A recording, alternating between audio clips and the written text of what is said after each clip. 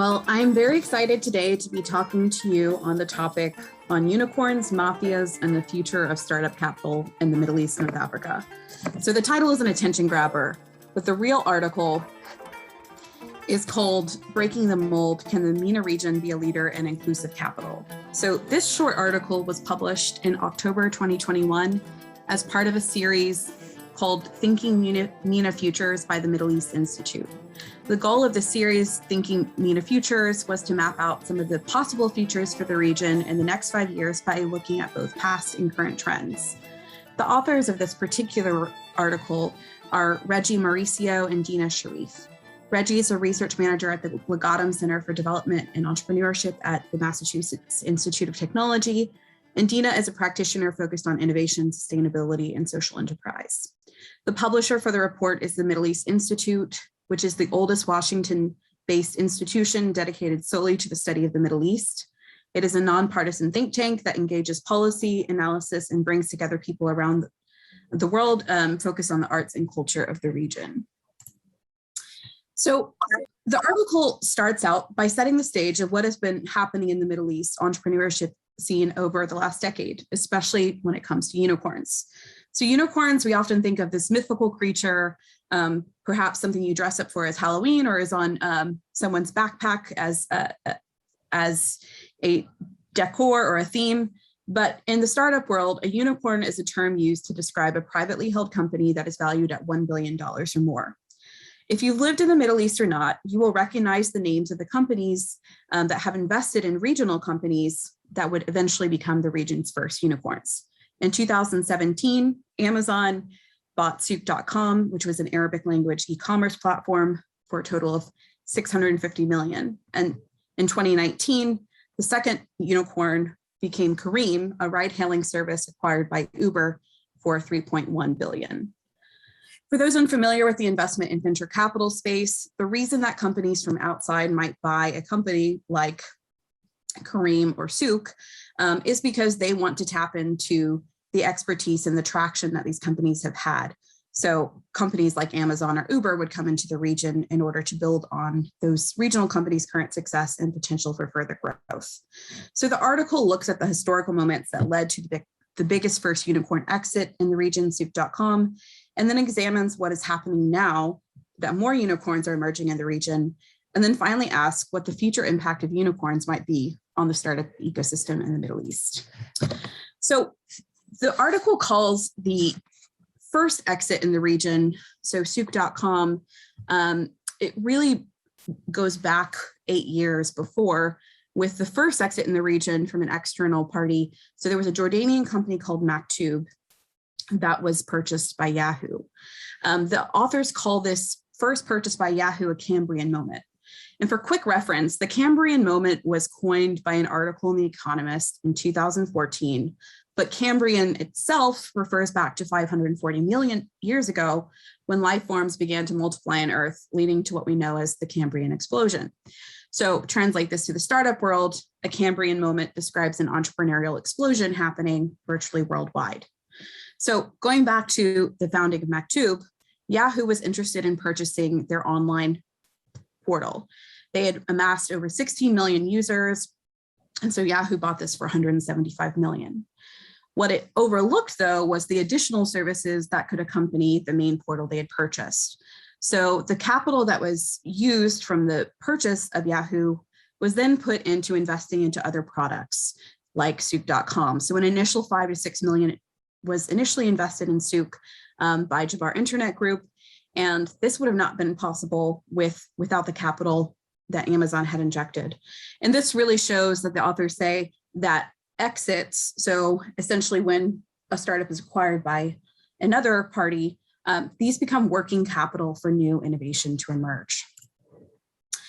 So the article examines what is currently happening in the ecosystem using examples of companies like Careem. So Careem was founded in 2012. And since then, this photo over here, which was very difficult to get on the screen, shows all of the ecosystem developments that have happened because of Careem's founding and its employees. So since 2012, its employees have founded over 84 companies. The article then points to to show how some of these networks of ex-employees turn into founders and investors, and says that they run the risk of being a mafia because they resemble an archetype of what we've seen previously. So back in 2002, eBay acquired PayPal, and the exit made a handful of people very wealthy. So the group of ex-PayPal employees has become infamous for giving rise to billionaires like Peter Thiel of PayPal, Elon Musk of Tesla, and Max Levchin. The PayPal mafia has become a core part of the Silicon Valley ecosystem. Its founders start new industries, create startup culture, and continue to fund some of the most profitable business in tech. And although all of these PayPal employees went their separate ways after it was acquired, the group of colleagues continue to be one another's thought partners, guinea pigs, first investors, and peer mentors, and they continue to exchange ideas and work together. This group has remained exclusive at a time in the world when inclusivity is needed most in our world.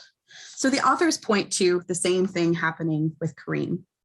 So with Careem, we see former employers starting companies like the Egyptian-based Swivel, which is now valued at 1.5 billion, or another company called Hallen, which was started by the ex-regional director of Careem Egypt, who brought 10 Careem employees with him to start the company.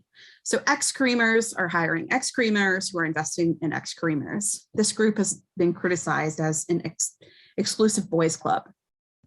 The authors point to the fact that although this is very different than PayPal, we are seeing elements of inclusivity in the way that the new startup ecosystem has emerged as a result of the exit of these unicorns. We see more women in leadership positions, and just due to the nature of the region, there's greater economic inequality, and founders are tackling issues that are solving real challenges around education, accessibility, healthcare, financial inclusion as examples. But the authors ask, is it possible that we can build ecosystems that are more resilient and that make systems work for everyone, and not just the few who had the privilege of being part of a unicorn?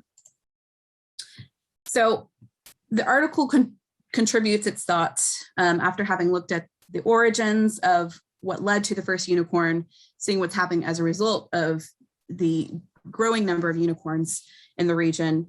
It asks questions around how we can create more inclusive entrepreneurship and innovation ecosystems.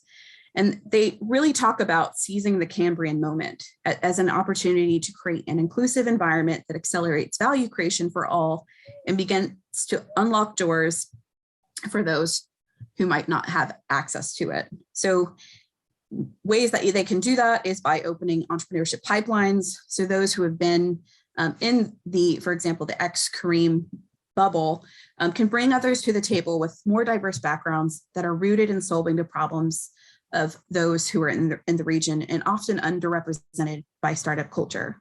The second thing they can do is share knowledge. So successful entrepreneurship communities should not just keep their expertise and experience locked up in their networks, but demonstrate an ability to build capacity for the next generation by sharing thought leadership for supporting a more inclusive ecosystem of entrepreneurs.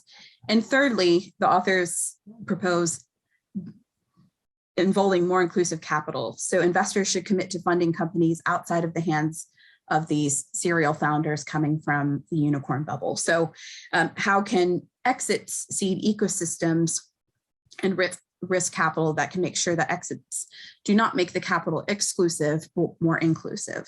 So building on the success of these unicorns.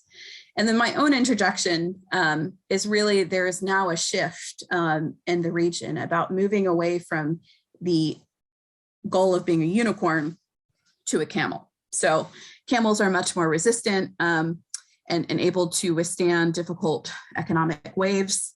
And so as the region shifts, the new verbiage is around let's create camel companies versus unicorns, which would lead to a more inclusive growth.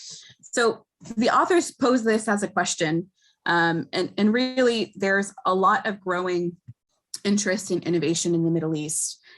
And with this being the afikra community, innovation seeds culture, innovation seeds narratives of the region. And so the way that in which we are investing now will seed the stories of tomorrow. So if you want to learn more about what's happening in the entrepreneurship ecosystem, there are excellent sources such as WAMDA, Magnet, or MENA Bytes. There's also articles such as in the Harvard Business Review, where it talks about it's time to start thinking about camels, but also looking at a decade of history of entrepreneurship in the Middle East. My own interest in this topic is having worked in the Middle East with entrepreneurs for several years. And if you would like to contact me, oops, that did not work. You can do so on my Instagram or my email. Thank you.